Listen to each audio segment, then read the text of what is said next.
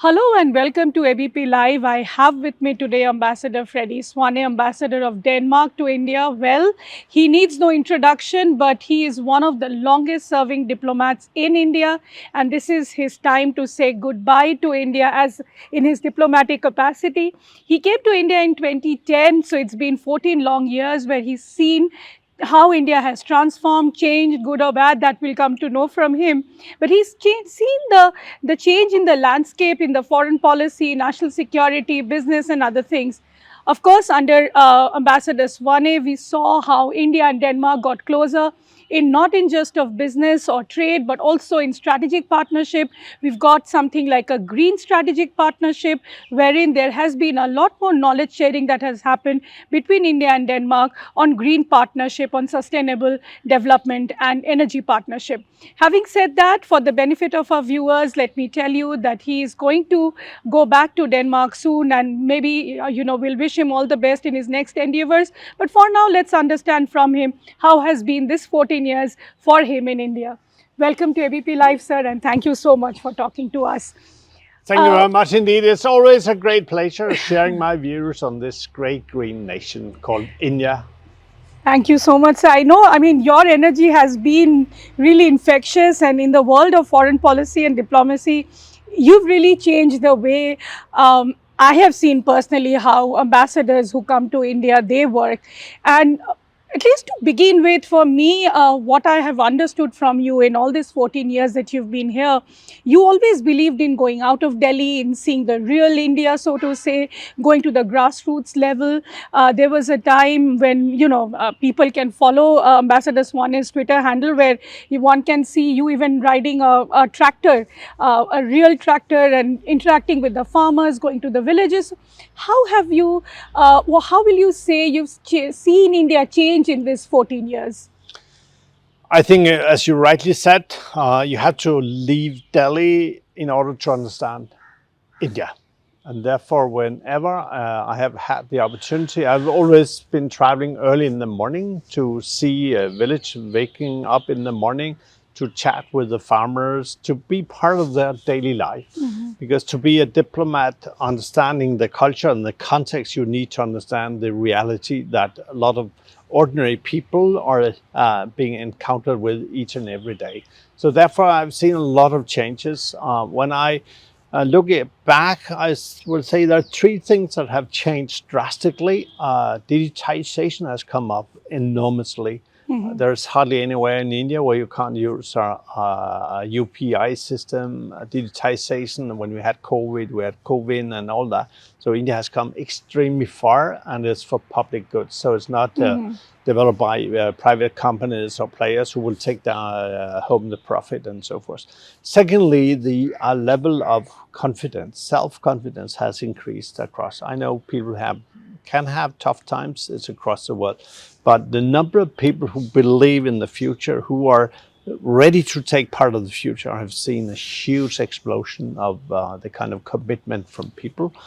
Third, but not least, of course, also related to my profession being a diplomat, the Indian way, the Indian Minister for External Affairs, Dr. Jaishankar, published a book about the Indian way, which is basically how India defines its own national interest and how to use these national interests in navigating in a very complex and increasingly complex and challenging global order. So these are three things that I have seen really growing over the years, and I don't think we have seen the end of it. It will just continue and accelerate and so forth. Mm-hmm. Ambassador, you came at a time when, India was at its peak under the UPA government, and then it transformed. It went under, Prime Minister Narendra Modi, where we saw the foreign policy taking some other stance. I mean, earlier the focus was on trade, business, movement of professionals. Then we saw, as you rightly said, more focus on, strategic partnership, national security, and all those things. As an ambassador yourself, I'm sure you had to also be, treading cautiously between these governments and the changes that India had. And now we are in the third tenure, and unprecedented, after the first Prime Minister of India, we are seeing Narendra Modi in his third tenure. what do you think has been the key changes in India's foreign policy priorities? I think it's important to keep in mind that I'm not an ambassador to a given government. I am an ambassador to the Republic of India. So, of course, we will always work with the government in place, being democratically elected. We will optimize, obviously, whatever kind of benefit we could take out for our cooperation. So that goes without saying. Foreign policy-wise and security policy-wise, since Narendra Modi came into power, I think we have seen an India being much more self-confident, wanting to play a role, not just defending our interests, but also leaving behind a kind of legacy, at least a global footprint that India stands for something based on its culture, its values, and so forth. So I think Honorable Prime Minister Narendra Modi has contributed to raising the awareness of India across the globe. And one thing might be a small thing, but yoga, the World Yoga Day was one of the first initiatives. And there's hardly anyone in the world who do not understand yoga, see the benefits of yoga and so forth. And there are so many other things. So Narendra Modi has turned India into a proactive player in many instances, and that I welcome very much so. Okay. Now coming to purely India-Denmark bilateral ties, Ambassador, I know there had been several high-level visits happened. Right during the COVID, we saw how India and Denmark had this landmark sort of bilateral, meeting where the Green Strategic Partnership was signed.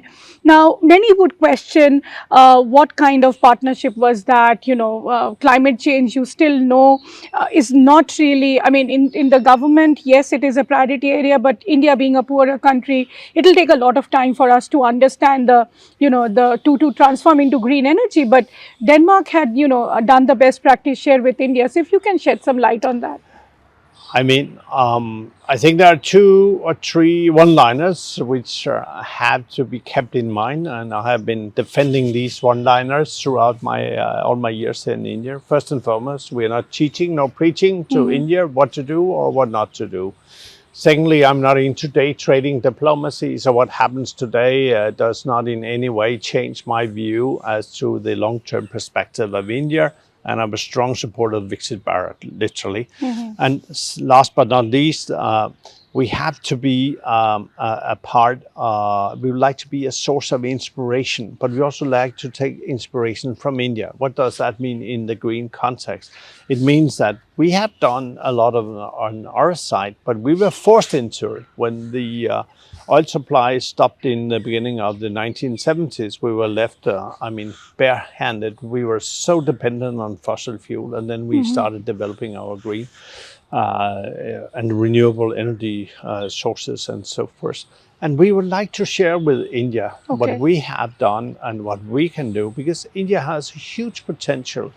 Last week, I went with a few colleagues to Adani's Kauda solar park, which is the world's largest. In Gujarat. Gujarat, you can see it from space. It's enormous.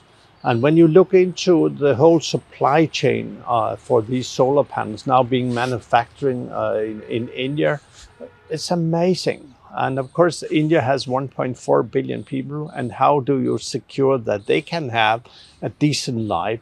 Would that be through green transition, or would that be through fossil fuel kind of development? I think both will count. But if we can be a source of inspiration to India, that India also, given the gifts from nature, the sun and so forth, can develop better and more reliable and less polluting energy forms, then we should do it. But I'm not telling nobody on the Indian side stop using coal, because that's not realistic. Baseload is 60% or so. Or say you should start putting up wind turbines across the nation. That's not how we are doing. So therefore, the Green Strategic Partnership is like a menu card where we say, this is what we have done. Put it into your context if you want to do it. And I think that has brought us really long. And we also understand that, of course, India is energy hungry, and you need to develop much more power, generate more power, and so forth. And therefore, when the green hydrogen is coming into the process at some point of time, also in one of these missions that Honorable Prime Minister has launched, then it will also help India's development, because you need more energy. Everybody wants a new TV set, a fridge, or ACs, Right. purifiers, whatever and whatnot, and nothing comes for free, not even freebies. So therefore, I'm pretty optimistic about India, because you will develop, but you will develop on your own premises and under your own conditions, but you will walk the green avenue as we have done. And the scale at which you're doing it is fantastic. Ambassador, since you mentioned about your recent visit to Adani Hi. solar plant, is there a kind of joint partnership we are going to see between India and Denmark on this, or you just went there to understand how some of these companies are doing the green initiatives? I never travel for leisure. I always come with a purpose. And I went to the Adani Solar Park also with a purpose to look into how can we be benefit to them, how can we help them in building up this green hydrogen. And there are Danish technology providers like Topsoe and others who could be in the picture. And I think that's the need of the hour, to come out, to talk to people, get an understanding what they are looking for, and then say, okay, this is the Danish menu card. That's what we're doing, and that's how it should be done. So never just travel and being a backseater as a diplomat. You have to be at the forefront, you have to understand the context, and you have to have an open mind, so we can contribute wherever it's possible to a better and more greener, and consequently a more sustainable planet. Right. If I can also understand from you, Ambassador, you've been a veteran diplomat. You've seen the kind of transition that the world has undergone vis-a-vis what is happening with China as well. I mean, China is also trying to be this big player in green initiatives with electric vehicles and other things. But for Denmark, let's say, and for the world at the larger this thing, do you think that maybe going forward there will be no other option but to go for green initiatives, even for countries like China and India, who are known to be the biggest emitters? Yeah, of course. Why? It's not just because of the climate, but it's also because it makes sense economically. And don't forget, there are a lot of jobs also in the green transition. If you want to put up a kind of a green hydrogen infrastructure, you need a lot of skilled people. You need to take a lot of unskilled laborers and skill them and so forth. So it's a huge kind of transformation that is needed, and it will open up new avenues. So obviously, of course, China moving big, but India is also going to move big. I saw the Adani solar panel plant, amazing. I saw the blade factory that they are put up, amazing, and the scale at which and speed at which they are really moving the green transition is really stunning. So there's no choice. It's not either or. It's really when and how. And India is really on the move. You might not see it. You might not feel it. Pollution is high, but it's always been high in big cities. And I remember my younger days in Paris, in Tokyo, and so forth, Brussels even. You also had the pollution as a partner of life, and it would only disappear when we develop the green transition properly and with a clear view that we have to really develop our economy to absorb all the positive, but also to some extent challenges that a green transition will bring along. Of course, India being very dependent on coal, the base load in your electricity generation is of coal. And if you imagine that green energy will take over everything, what to do with the people who are doing the mining, living from mining in Jharkhand, West Bengal, and so forth, Bihar, of course, you need to offer opportunities to them. So it's not only about where do we get the power from, it's also how we get it and how do we take care of these people who are living in a fossil fuel or production line towards a more green production line. Mm-hmm. And I think we can share a lot of experiences and ways of doing it. So we are here to help you. And Ambassador, in the last 14 years, more than that, I'm sure, we've seen first there's been the COVID pandemic, then now the two wars that are going on, Russia, Ukraine, and of course, Israel, Hamas. But I'm sure, I mean, the Russia-Ukraine war has been more adversely, has impacted European economies and countries like yourself. How have you seen that scenario changing and impacting bilateral ties, also including India and Denmark? So what has been your assessment? I don't think per se that these two unfortunate wars and conflicts have changed anything, literally.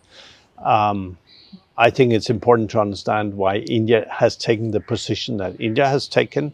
We understand also that India has made it very clear through the words clever, smart, but also direct words of the Honorable Prime Minister, we are not living in an era of war. It's a strong message. The same with the conflict in the Middle East. It started with a terror attack and all that, and now we have seen an aftermath that has been extended.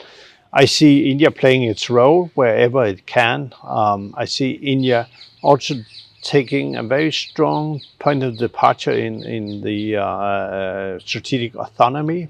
And I believe that for the sake of the world, a strong India is needed. We don't need an India that is shifting from one camp to another. We need an India who defines its own strategic, economic, technology-driven interest, and you're doing that. And the region here, which is increasingly, if not already, becoming the power center, is of course so important for all of us, how India will place itself. And I think India is playing a very important role. And these days, it's 1,000 days since the unprovoked attack of Russia on Ukraine happened, and we have condemned it. It goes against all agreed principles and values and so forth. So, and India is along with that. So I think it has not in any way impacted our relationship. Obviously, we are looking into how can we help India, assist India, inspire India. If India, as we understand, India is trying to reduce its dependency on one side and being much more diversified. That was perhaps the only good thing of COVID, that people opened its eyes and saw that dependency is also a strategic risk. So if it is about reducing the energy dependency, or more importantly, the deterrence of India vis-a-vis its neighbors or the big neighbor, whatever, then of course we have to play a role here. We have to, again, like in the Green Strategic Partnership, we have to say, this is what we can, this is what we have been using, so it's up to you if you'll take benefit from that. But a direct change or impact on our Green Strategic Partnership or our bilaterals at large, no, I haven't seen that, and I don't expect that in any way. But more importantly, it's also my role to explain to my side why India has taken its role. Many will say India, given whatever India stands for, being a democracy, accepting universal values and principles, should join the camp where we are now in the conflict. But that's not happening and cannot happen and will not happen. I'll come to the Russia-Ukraine war part again, Ambassador. But before that, let me understand from you how big the China challenge has become in the last decade. Not just for Denmark, of course, for India, it's a different issue altogether because we share a long border with China. But for Denmark, how has it become difficult? And now that the fact that in 2 months down the line, we'll see President Trump coming back to White House, and there's again going to be the trade war, the tariff war. How will Denmark per se, cope up with all this? Denmark was one of the first European countries who went into, and perhaps we were very foresighted at that time, but perhaps it's now backfiring a little bit. But at that time, we entered into a comprehensive strategic partnership with China. We opened all our coffers, invited Chinese researchers and whatever and whatnot into our country, and they took benefit of that. And we are not alone in the sense that a lot of the things that we had developed suddenly is now being developed and manufactured in China. Many of our companies were part of that, like the Japanese and so forth. But I think geopolitics have brought some realism into the picture. You are not competing on fair conditions or when it comes to EVs or wind turbines and so forth. And we have seen that we can no longer match what the Chinese can do. And therefore, the EU as such has also come to a more, let's say, a more realistic attitude towards China, where we need to partner with them, but we also need to be skeptical as to what are their real purpose. Would they like to be the next superpower dominating the whole world, or are they up for real cooperation? And therefore, what we are now looking into is much more curtailed, much more smaller kind of cooperation where it makes sense. It goes without saying, now we are standing in the middle of the climate crisis. COP29 is in the making. But obviously, if China is not greening, then this planet will also be collapsing for that reason. So we have to work with our partners, but there's a discussion in Europe about de-risking, Yes. and that kind of attitude is also shared by the Danish government, yes, obviously. And also streamlining the supply chains. Yes, I mean, COVID opened all our eyes for how difficult it is if you have put all your eggs in one basket. Right. And that literally we had done that. And when you looked into how we could not even manufacture masks, we could not even get all the test kits and all that, because we were driven by this a little bit stupid but understandable thinking that the cheaper the better. And now these days we see the trading e-commerce trading platforms, Timo and Shine. They're almost killing the whole the retail industry in Denmark, because you can order, you can get things for such a low price that nobody can compete with that, and that's basically killing all our retail shops and so forth. Is that something we want? If we want, then let it go. But if we want a more balanced world where there's also jobs there and products are living up to the standards, then we have to stop up and say, listen, this is not good enough. And with the EVs, EU has made the decision to impose high tariffs on the Chinese EVs, because they are China has taken EU to WTO also. Well, but that's good. Hopefully it will take years, but anyhow, it shows that you can't, we are not playing on an even or equal field or level, so we have to take necessary steps. And you mentioned Trump. I'm sure that he will bring in very strong hand on this issue, also given whatever he said under the campaign and so forth. And I think a lot of countries will now be in the process of evaluating how do we cope with Trump 2.0 presidency. It will be different from his first. He has learned a lot. He knows how to do things. And when you have seen the appointments for his cabinet, then you will see people who are action-oriented and will take tough decisions. So perhaps it's not bad to have someone who is breaking the comfort zone that we as human beings are so easily falling into and enjoying.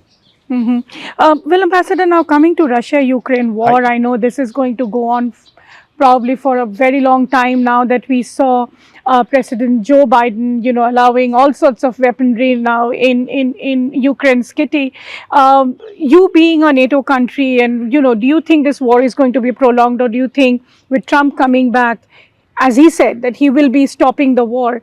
How do you see that landscape changing? Because that affects all of us. Yeah, it affects all of us, and unfortunately, has also brought to light the let's say the non-performance attitude of the West, in the sense that the Africa, the global South, as you have pointed out here, once again, we'll see that the West, we have never delivered, and now this is another sign. Oil prices going up, scarcity of X, Y, Z, logistic costs going up, and so forth.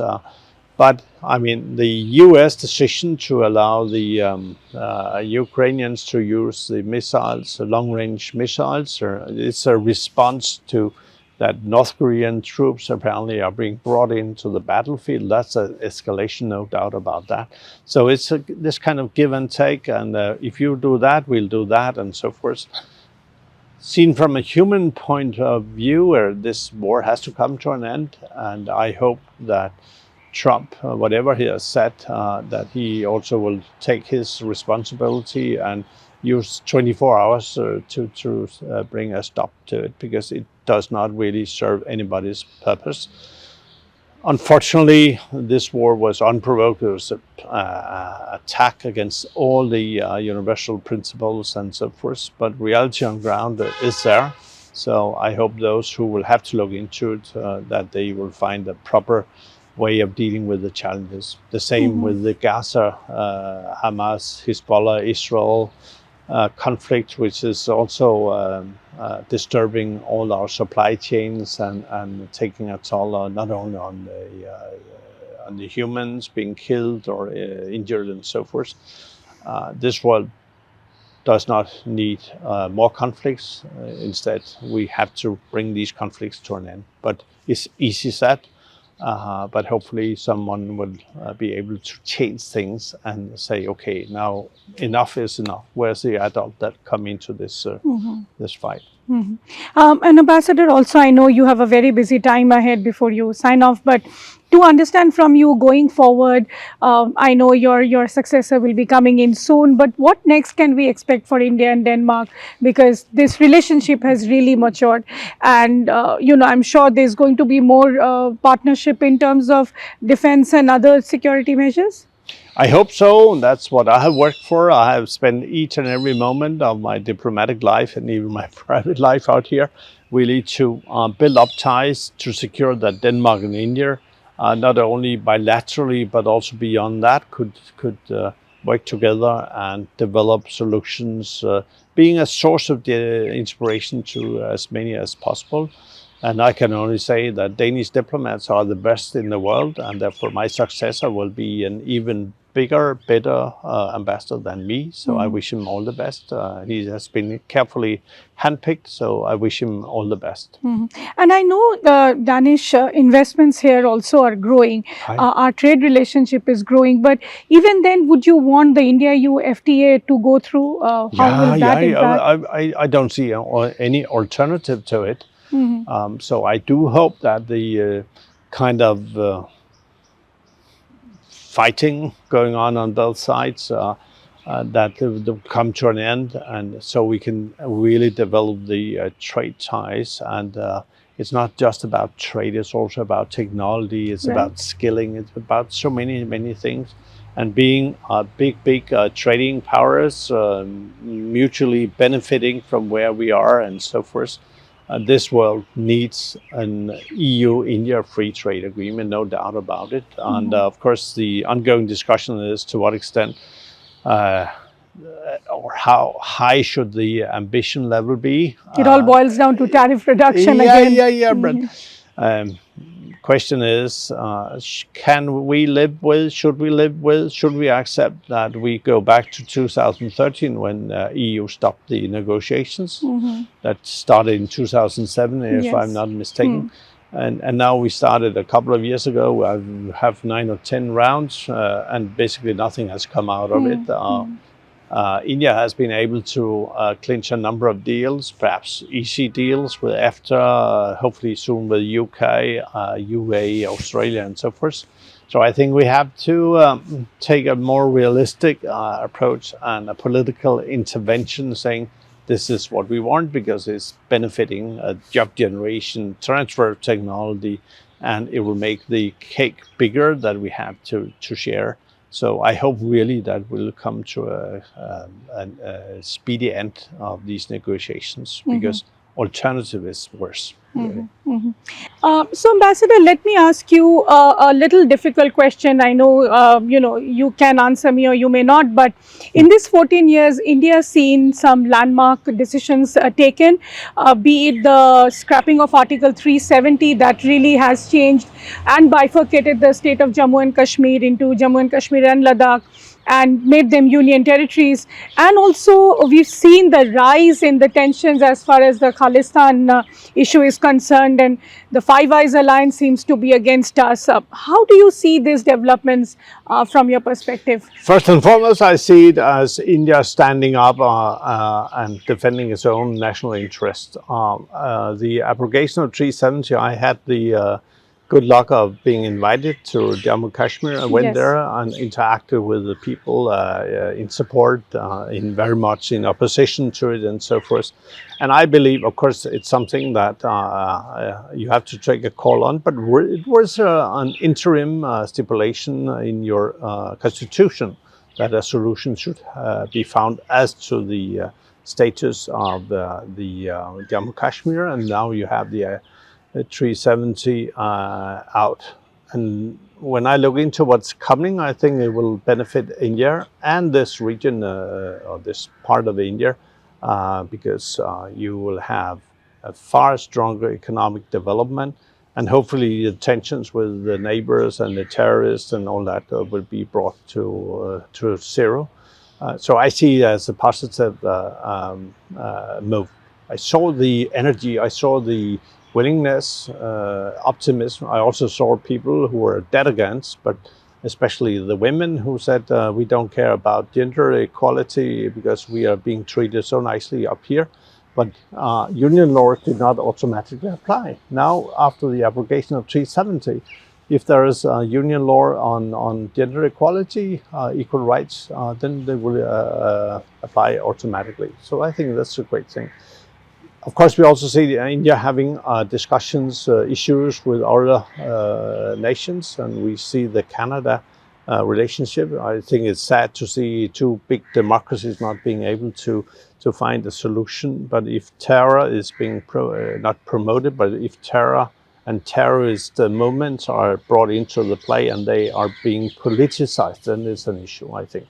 So I do hope that the two countries will be able to define a better future, and I think India has taken on Canada in a very tough way. But if the Khalistanis who do not want to see Punjab being an integral part of the Republic of India, no other country would allow that to happen. So you have to react, and India did react. And the US case is more difficult. The US, but now Trump is in power, so let's see how that will end up. But when it's like flying on an aircraft, the first thing the cabin crew would tell you, if there's a fall in the cabin pressure, put on the mask. So, and then you put your own mask and you help the others. Too many are now putting the mask on others, not putting the mask on themselves. So we have to take care of your own interests first and foremost. And that's what's happening. And Ambassador, since this will probably be my last interview with you, as you being the Ambassador of Denmark to India, what is it that you would like to tell to India, because you've seen, the scenario changing in 14 years. Governments look up to you. At least the Indian government really appreciates the contribution you've made. How do you think in the next 5-10 years, do you think this strategic autonomy that India has taken in as the cornerstone of its foreign policy, how can it carefully maneuver it? Because, we've seen 2 wars happening. You never know when they are going to end, but this is definitely going to be a very different and a tough world.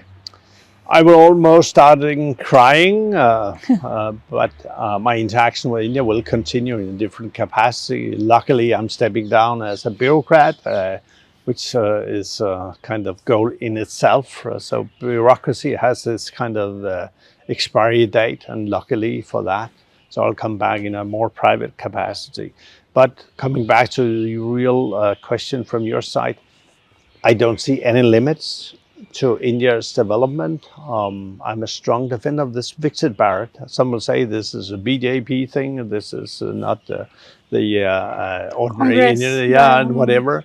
I really don't care. As long as I can see that the ambition is to take 1.4 billion people living in very different conditions economically and so forth from point A to something better. Why should we not support that? And I don't see any limits to the potential that India has. If you can really tap these potentials, you can come very, very far. And hopefully we'll see the Indian way coming to its kind of mature level where people will say, whatever was done years back when this idea was coined, when Honorable Prime Minister Narendra Modi took office, then India did the right thing. And I think I'm right in guessing that we will see an India that has changed manifold in 10 years' time. Hopefully Denmark will still be a source of inspiration, and hopefully we'll still be able to partner with India. And hopefully India and Denmark will set a new level of ambitions for global collaboration. So that's my wish. And I thank you wholeheartedly No, thank you for so much, allowing me to Ambassador. be part of this interview. It's so nice. I will cry the rest of my life. Dhanyavad. Thank you. Dhanyavad, Ambassador. So that was Ambassador of Denmark to India, Ambassador Freddy Svane, telling us what he is seeing in India and what could be the future, not just for India, but also for India-Denmark ties. Thank you for watching this interaction for ABP Live. This is Nayanima Basu, on camera Sanchit.